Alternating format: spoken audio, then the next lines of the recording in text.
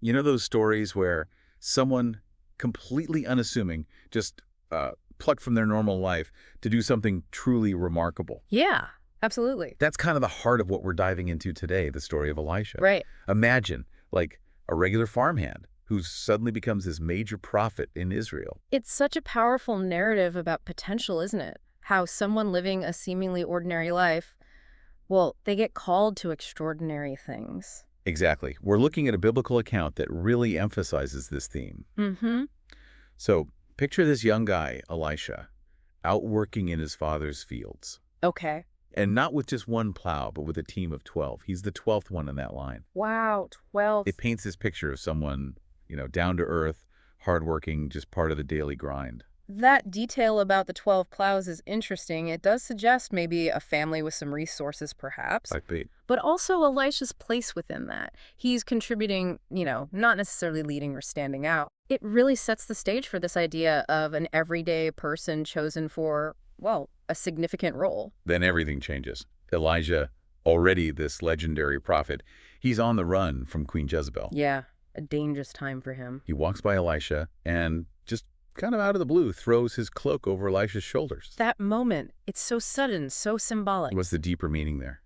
With the cloak? Well, the cloak wasn't just, a piece of clothing. It represented Elijah's prophetic authority, his connection to the divine. So placing it on Elisha was a really clear signal. You're the successor. This responsibility, this mantle of prophecy, it rests with you now. Wow. It's a potent image of transition and divine calling. And Elisha's immediate thought isn't about visions or anything like that, but can I at least go and say goodbye to my parents? It's such a human reaction, isn't it? Totally. Showing respect for his family even as this, monumental shift is happening. That moment really grounds Elisha's character for us, I think. He's not impulsively abandoning his past. There's a sense of duty and respect even in the face of this, well, overwhelming call. It makes his next actions even more impactful. Right, because Elijah's response is a bit of a puzzle.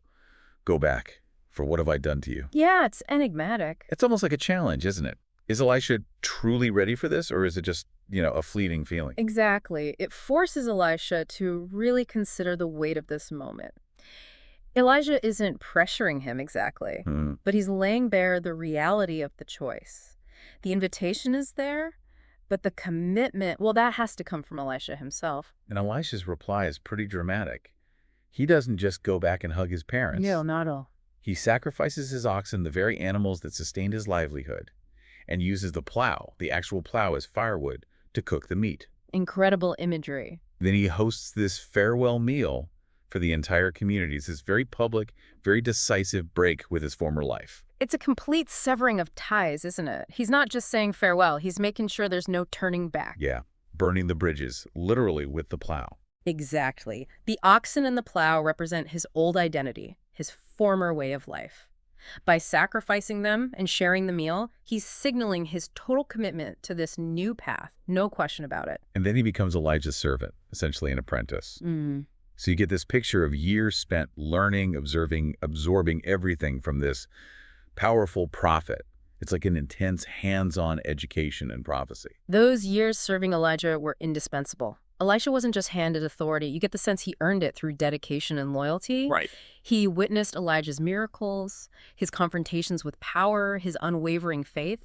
This mentorship was absolutely preparing him for his own ministry. And this bond between them, it becomes incredibly strong. When Elijah knows his time is ending, they go on this final journey together. Yes, visiting significant places like Bethel, Jericho, the Jordan River. And each time Elijah suggests Elisha stay behind, Elisha just refuses.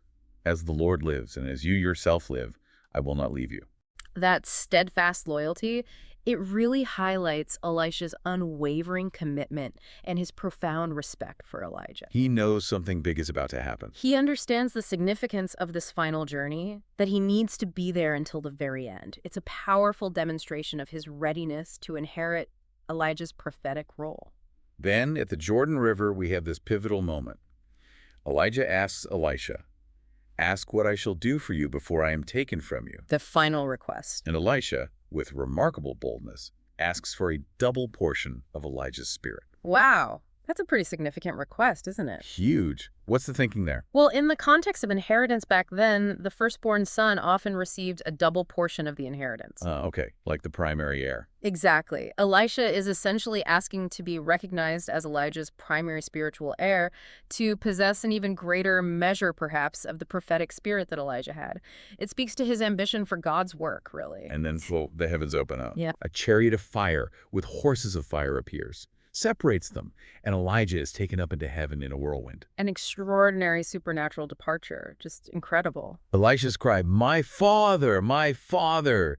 The chariots of Israel and its horsemen. What's the meaning behind that powerful exclamation? That cry carries multiple layers of meaning, I think. It's obviously grief at losing his mentor, his father in the faith, but it's also this profound recognition of Elijah's true value to Israel. He wasn't just one man. His spiritual power was like the nation's strongest defense. It's chariots and horsemen. Wow. Okay. So Elisha is acknowledging the immensity of this loss, but also, perhaps the weight of the responsibility that now falls squarely on him. And in that moment, Elijah's cloak falls to the ground. The tangibles. The tangible symbol of the power being passed on. Elisha picks it up, returns to the Jordan, and in this powerful echo of Elijah's own miracle, he strikes the water and asks, "Where is the Lord, the God of Elijah?" And the waters part. Boom. An immediate confirmation of this transfer of authority. No doubt left. That miracle at the Jordan is absolutely crucial. It's God's undeniable endorsement of Elisha's succession. By replicating Elijah's miracle, Elisha demonstrates that he now carries the same divine authority. It's public, powerful. A public and powerful declaration of the shift in prophetic leadership. And the sons of the prophets, these other prophetic figures who had been watching these events unfold from a distance. Right, they were watching. They immediately recognized the significance. They bow down before Elisha, acknowledging the spirit of Elijah rests upon Elisha. It's like the official passing of the torch is complete. Their recognition validates the miracles they've witnessed and firmly establishes Elisha in his new role. The leading prophet in Israel. Exactly. This ordinary farmer has now fully stepped into truly extraordinary circumstances. Okay, so Elisha has received this incredible calling, the confirmation. Let's delve into his ministry itself. What happens next? Well, one of his first significant acts we read about is in Jericho. Jericho. It's described as a pleasant place, nice location, but the water is bad. It's causing the land to be unproductive, barren. Right, so the people of the city come to Elisha seeking help. What was the core issue they were facing there? The problem with Jericho's water source was really severe. It wasn't just, unpleasant to drink. The text suggests it was causing sickness, death, maybe miscarriages, and preventing the land from yielding crops. That's devastating for a community. Absolutely. It impacts their entire well-being, their ability to sustain themselves. So they recognized Elisha's connection to the divine as their potential solution. And Elisha's response is quite symbolic, isn't it? He asks for a new bowl and some salt. Yeah. For such a serious problem, it seems almost simple. What's the significance of those items, a new bowl and salt? Well, the new bowl likely signifies a fresh start, right? A clean vessel for a new act of God's intervention. Makes sense. And salt, in the ancient world, often symbolized purification, preservation, even covenant. So by taking something pure, the salt, in a new bowl and applying it to the corrupted source, Elisha is enacting this symbolic cleansing and restoration. It wasn't just about fixing the water. It symbolized God's power to purify and bring life where there was death and barrenness. That's a recurring theme.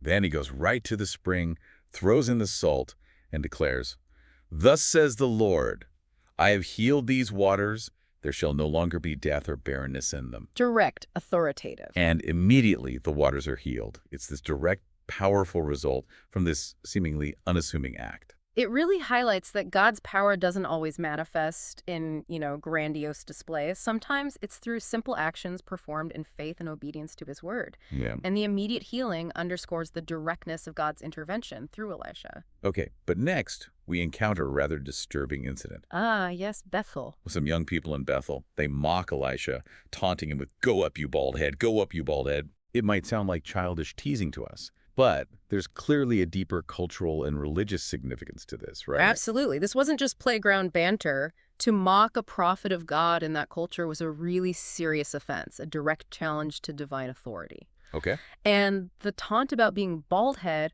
Well, it was likely a derogatory remark intended to belittle his authority, maybe contrasting him unfavorably with the, more visually impressive Elijah, perhaps, or questioning his legitimacy as his successor. So it wasn't just about his appearance. No, no. And in that culture, showing disrespect to an elder, especially a religious leader like a prophet, Yeah. was a grave offense. And Elisha's reaction is intense. It is. He turns, curses them in the name of the Lord, and then, famously, 2 bears emerge from the woods and maul 42 of them. Yeah. It's a shocking story. It can be really difficult for modern audiences. How do we understand this event? This is indeed a challenging passage, and interpretations definitely vary. However, the core message seems to underscore the seriousness with which God views disrespect towards his appointed messengers. Okay. It serves as a stark reminder, perhaps, of the consequences of rejecting divine authority and the power entrusted to the prophets. It certainly raises important questions about divine justice and the respect due to those who represent the divine. Right. Moving on, we see a situation involving allied armies, Israel, Judah, and Edom marching against Moab. A military campaign? But they find themselves in the desert facing a severe water shortage. Big trouble. A critical situation for any army. And King Jehoshaphat, the king of Judah, he inquires if there's a prophet of the Lord they can consult. This episode really highlights the intersection of political and spiritual leadership in that era. The kings recognize their desperate situation, and they understand the potential for divine intervention. And Jehoshaphat specifically. Yeah, Jehoshaphat, known for his more devout character compared to the king of Israel at the time, he specifically seeks out a prophet of the Lord for guidance.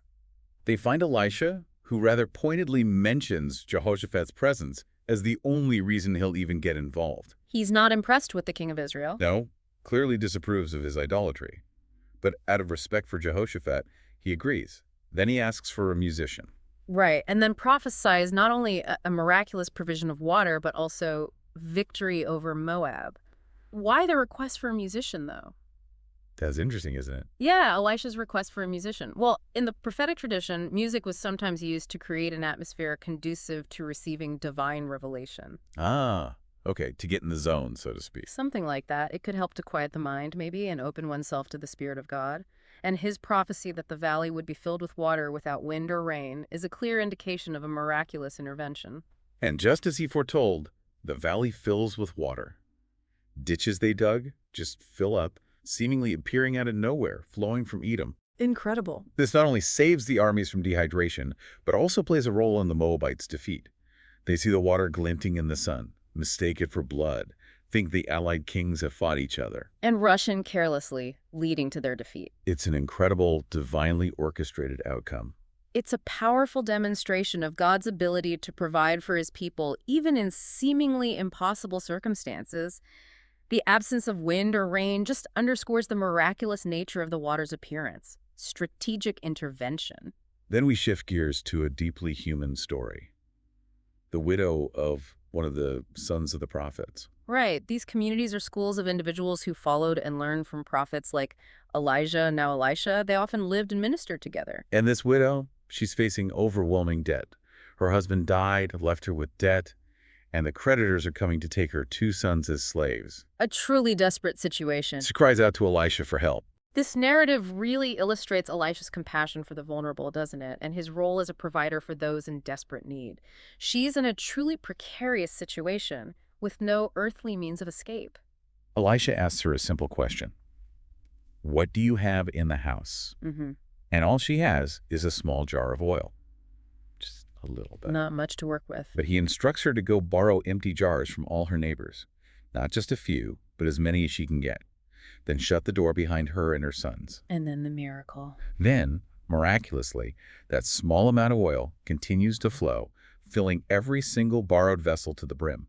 It only stops when there are no more empty jars. It's such a beautiful depiction of God's ability to multiply meager resources according to need. Just amazing provision. And the act of borrowing vessels from her community, that's interesting too. Yeah, it suggests a reliance on her social network, but amplified by divine intervention. It's a story of hope and provision in the face of utter destitution. Elisha tells her to sell the oil, pay her debts, and live on the rest. Incredible. Then we have the story of the prominent woman in Shunem.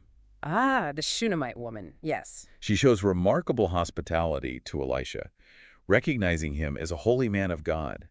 She even convinces her husband to build him a dedicated room, like a small apartment, on their roof for whenever he passes through. Her extraordinary generosity is really a key element of this story. Her selfless acts of kindness towards God's servant are met with an equally extraordinary blessing. Right, because Elisha wants to reward her. Yeah. His servant Gehazi points out she has no son and her husband is old. So Elisha promises her that she will have a son despite her age. And against her initial disbelief, "No, my lord, or man of God, do not lie to your servant," this promise is fulfilled. She has a son the next year. It highlights God's power to overcome natural limitations and to bless those who honor him and his servants. But then tragedy strikes. Some years later, the boy is out with his father, cries out, my head," is taken home, and dies on his mother's lap. Just devastating. The woman's determined journey to find Elisha on Mount Carmel is incredibly moving. She lays the boy on Elisha's bed, shuts the door, tells her husband all is well, gets a donkey, and rides straight for the prophet. Her journey demonstrates immense faith and resilience. She knows Elisha has this unique connection to the divine and believes he is her only hope. She won't be put off. No. Her refusal to be deterred, even brushing off Gehazi, underscores the depth of her desperation and her profound belief in Elisha's ability to help. She grabs his feet when she reaches him. And then we witness this powerful scene of resurrection. Elisha sends Gehazi ahead with his staff, but nothing happens. The staff alone isn't enough. So Elisha himself goes to the boy, prays intensely, and then lies upon him mouth to mouth, eyes to eyes, hands to hands. It's this very physical, intimate act. Yeah, it's striking. The boy's body grows warm. Elisha gets up, walks around, then stretches himself out on him again. Eventually, the boy sneezes 7 times and opens his eyes. Comes back to life. What's the significance of this physical contact, do you think? Well, it's one of the most dramatic miracles attributed to Elisha. The physical contact seems to emphasize the transfer of life, the intensity of Elisha's prayer and engagement with the situation. Yeah, very involved. And the sneezing is such a clear sign of the boy's return to life. It's a powerful demonstration of God's power over death itself, working through his prophet. We also have this account in Gilgal during a famine. Times are tough. Another crisis moment. Someone goes out to gather herbs for a stew being prepared for the company of prophets, but inadvertently gathers a poisonous wild vine, shreds it into the pot. Oh, dear. They start eating and realize something is terribly wrong. Oh, man of God, there is death in the pot. This incident really underscores the vulnerability of even those dedicated to serving God. The famine highlights the harsh realities, and the accidental poisoning introduces immediate danger within their own community. Elisha's solution is, again, remarkably simple. He asks for some flour. Just flour. Throws it into the pot and declares, serve the people that they may eat. And just like that, the stew is healed. No more harm in the pot. Another instance of a seemingly small action yielding a life-saving result. Again, it illustrates God's ability to use ordinary means, flour, a basic food item, to accomplish extraordinary things. It becomes the agent of purification. Then there's the miracle of the multiplication of loaves. Sounds familiar, right? Yes, definitely echoes later events. A man brings Elisha just 20 barley loaves and some fresh grain in his sack. Seems like only enough for a few people. Exactly. Yet Elisha instructs his servant, give them to the people that they may eat. The servant protests, how can I set this before 100 men? Understandable skepticism. But Elisha insists, give them to the people, for thus says the Lord, they shall eat and have some left. This miracle directly foreshadows the feeding miracles performed by Jesus in the New Testament, doesn't it? Absolutely. It demonstrates God's abundant provision even when human resources appear incredibly limited. Elisha's faith in God's promise allows for this miraculous increase. And just as promised, the 100 men eat their fill, and there are even leftovers. It's this recurring theme of God's abundance surpassing human expectations. It's not just enough to meet the need, there's an excess. This highlights God's generosity. Okay, now let's turn to the story of Naaman. This is a big one. Yes, Naaman the Syrian, commander of the army of the king of Aram, or Syria. He's described as a great man, highly respected, valiant warrior, but he's afflicted with leprosy. A debilitating and socially isolating disease in that time. And he learns about the prophet in Israel, Elisha, through a young Israelite slave girl who serves his wife. It's amazing how this young girl's faith is the catalyst. Naaman's story is particularly significant because it involves a Gentile, someone outside of Israel, seeking healing from the God of Israel. His leprosy makes him desperate.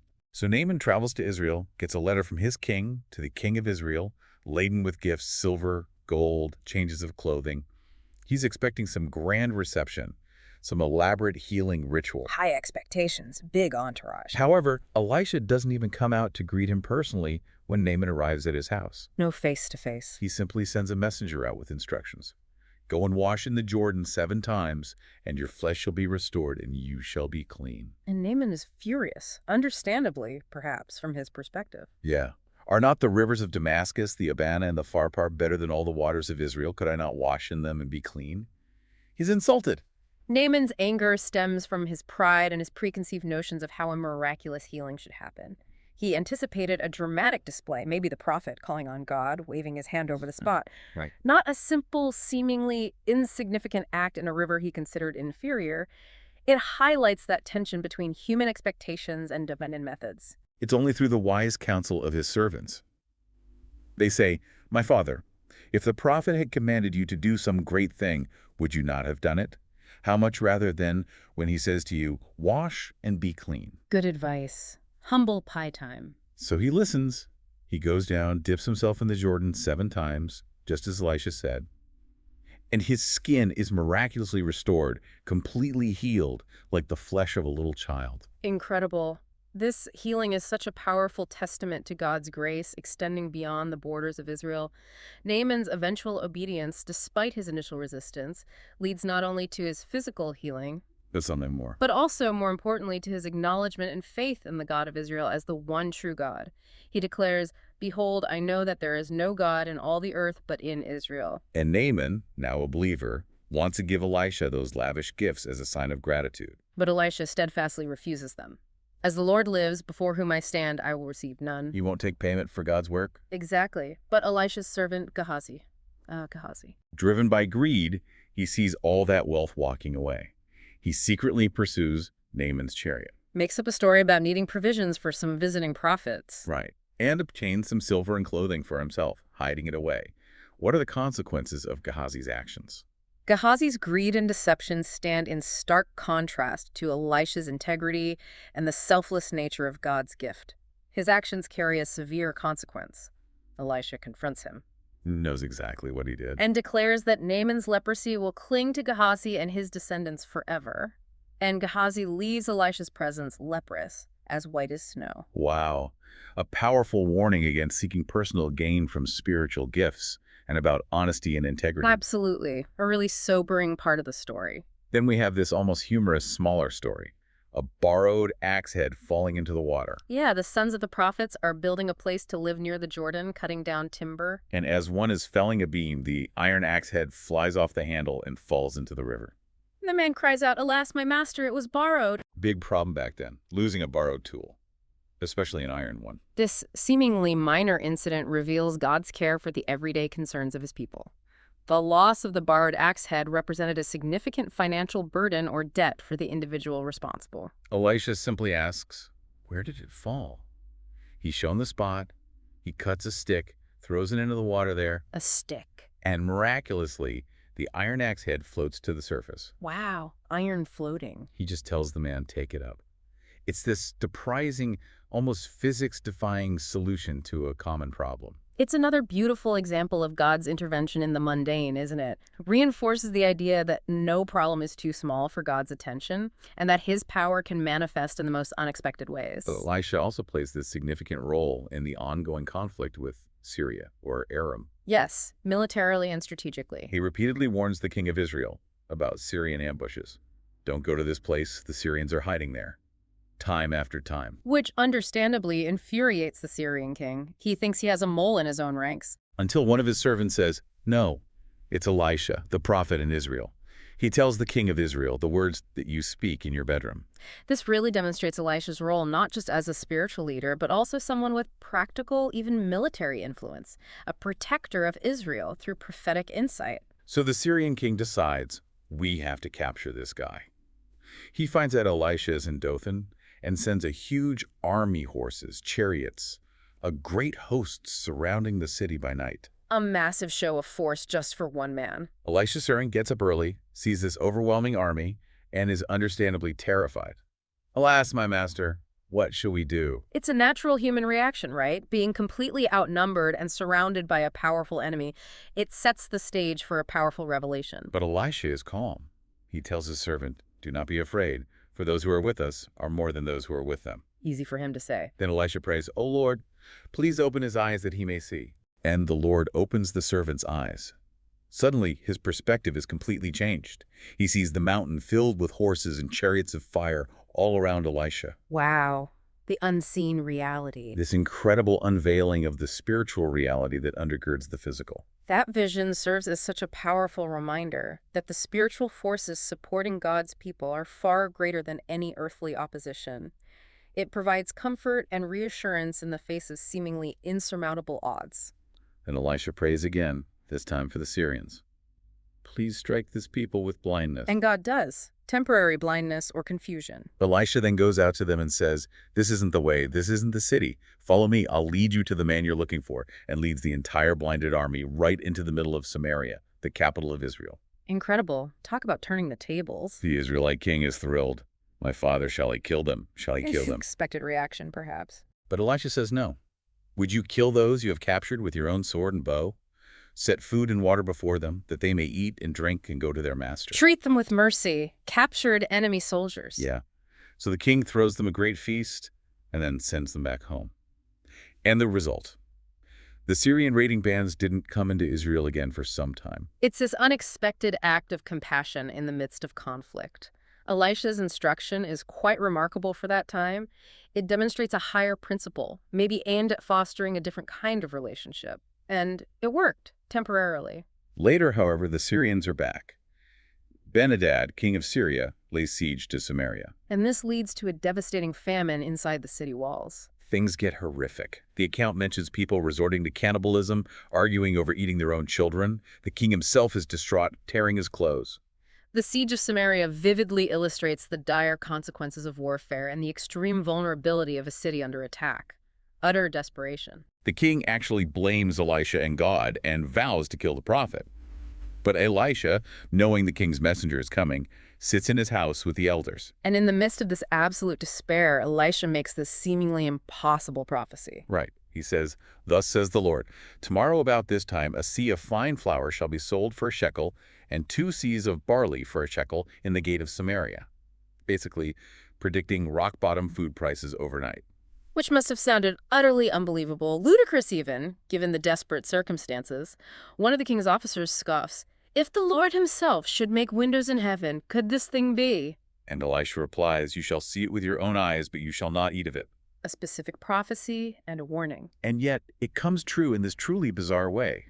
That night, the Lord causes the Syrian army in their camp to hear the sound of a massive approaching army, chariots, horses, infantry. Phantom army. They panic, thinking the Israelites have hired Hittite and Egyptian mercenaries. They flee for their lives in the twilight, abandoning everything: tents, horses, donkeys, food, treasure. The whole camp just deserted. And who discovers this? 4 lepers, sitting at the city gate, figuring they're going to die anyway, decide to surrender to the Syrians. They wander into the empty camp, find it deserted, eat, drink, gather loot. Unbelievable luck. Or providence. Then they realize they have to tell the city. They report back, initially face disbelief, but eventually the starving people of Samaria pour out and plunder the Syrian camp. And the prophecy is fulfilled. Food prices plummet exactly as Elisha said. In remarkable detail, even the fate of the doubting official the king appoints him to control the gate, and he's trampled to death by the desperate crowds, seeing the abundance but not eating it, just as Elisha predicted. The fulfillment of Elisha's prophecy in such an unexpected manner just underscores God's sovereignty, his ability to work through seemingly random or unusual circumstances. The 4 lepers become unwitting instruments of divine intervention. We also have a brief mention of Elisha traveling to Damascus, the Syrian capital. Right, where he interacts with the Syrian king Ben-Hadad, who is ill. Ben-Hadad sends his official, Hazael, with lavish gifts to ask Elisha if he will recover. Elisha tells Hazael to tell the king he will recover, but then privately tells Hazael that the king will actually die and that Hazael himself will become king. And Elisha weeps. Yes, because he foresees the terrible harm Hazael will inflict upon Israel as king. It's this glimpse into the future, revealing political shifts and their devastating impact. It demonstrates Elisha's far-reaching prophetic vision, extending beyond Israel's immediate concerns to encompass the destinies and the suffering linked to neighboring nations. Highlights the interconnectedness. And importantly, Elisha plays a crucial role in fulfilling a prophecy that Elijah had actually received years before. Ah, the anointing of Jehu. Exactly. Elisha sends one of the sons of the prophets to Ramoth-Gilead to secretly anoint Jehu, an army commander, as the new king of Israel. This sets off a chain reaction. It leads to Jehu's coup, the downfall of Ahab's dynasty, the killing of King Joram and Queen Jezebel, and the significant, though perhaps incomplete, elimination of Baal worship in Israel, with Jehu slaughtering the Baal worshippers. So Elisha is actively involved in shaping the religious and political landscape. This action underscores the prophet's role not just as a messenger, but as an agent of divine judgment and the establishment of new leadership. Then we come towards the end of Elisha's long life. He's old and ailing. And he's visited by King Joash of Israel. And King Joash weeps over him, crying out the same words Elisha cried when Elijah was taken. My father, the chariots of Israel and its horsemen." Recognizing Elisha's vital importance as Israel's protector, just like Elijah before him. Elisha gives him a symbolic prophecy about future victories over Syria. He tells the king to take a bow and arrows, shoot an arrow out the window, the Lord's arrow of victory over Syria. Then he tells the king to strike the ground with the remaining arrows. And the king strikes the ground only 3 times. Yes, and Elisha gets angry. You should have struck 5 or 6 times. Then you would have struck down Syria until you had made an end of it. But now you will strike down Syria only 3 times. It's a poignant final interaction. It powerfully illustrates the consequences of partial obedience or maybe a lack of wholehearted commitment. The king's hesitation limits the extent of God's blessing and victory for Israel. A sobering reminder. And then, in a truly extraordinary, almost unbelievable event, something happens even after Elisha passes away and is buried. The final miracle. Some Israelites are burying a man, but they see a Moabite raiding party coming. So they hastily throw the dead man's body into Elisha's tomb. And as soon as the body touches Elisha's bones... the man revives and stands up on his feet. Wow, just wow, even in death. It's this final posthumous miracle associated with him. This remarkable event underscores the lasting power associated with Elisha's ministry. Even in death, there seems to be this residual divine energy connected to him, demonstrating the profound impact he had as God's servant. So looking back, we get this sense of Elisha's broader influence. He was a counselor to kings, had this deep concern about idolatry, consistently advocated for the poor, and oppressed the widow, the indebted. Yeah, that compassion comes through strongly. And his role in establishing and guiding these communities, these schools of prophets, he wasn't just a miracle worker. He was this pivotal figure in the social and religious fabric of Israelite society. Absolutely. Elisha's ministry was comprehensive. It addressed the spiritual, social, political needs of his people. He wasn't just reacting to crises, he was actively shaping the religious landscape and training future leaders. So as we bring this deep dive to a close, we've traced Elisha's incredible journey from an ordinary farmer working the plow to this powerhouse prophet who performed these amazing miracles and significantly influenced the destiny of Israel and its surrounding nations. Indeed. Elisha's life really stands as a powerful illustration of how God can choose and use ordinary individuals for extraordinary purposes, especially when they're willing to answer that call and remain faithful. For me, some of the key takeaways are definitely that unwavering faith we see in Elisha, his obedience right from that initial unexpected call, his profound compassion for those in need, and the clear demonstration throughout his life of both the blessings that follow obedience and, well, the consequences that arise from disobedience, like with Gehazi or King Joash's limited strikes. Yeah, those contrasts are stark. And underlying it all is this undeniable sense of God's active involvement in human history. Yeah. In big ways and small. Absolutely. Elisha's story serves as this timeless reminder that faith in action produces tangible results, and that God is deeply involved in the lives of individuals and the affairs of nations. It highlights the enduring importance of heeding that prophetic voice and the consequences of both embracing and rejecting divine guidance. It really prompts you to consider this idea of ordinary beginnings holding extraordinary potential, doesn't it? It does. What might be that cloak or calling in our own lives that might seem small or unexpected right now? Perhaps reflecting on these ancient stories can offer us a fresh perspective on the possibilities within our own lives. That's a very insightful thought to end on. Elisha's life challenges us to consider the potential that resides within each of us, and maybe to remain open to the unexpected ways in which we might be called to serve and make a meaningful contribution. Exploring these rich narratives further within their broader biblical context can definitely offer even deeper understanding.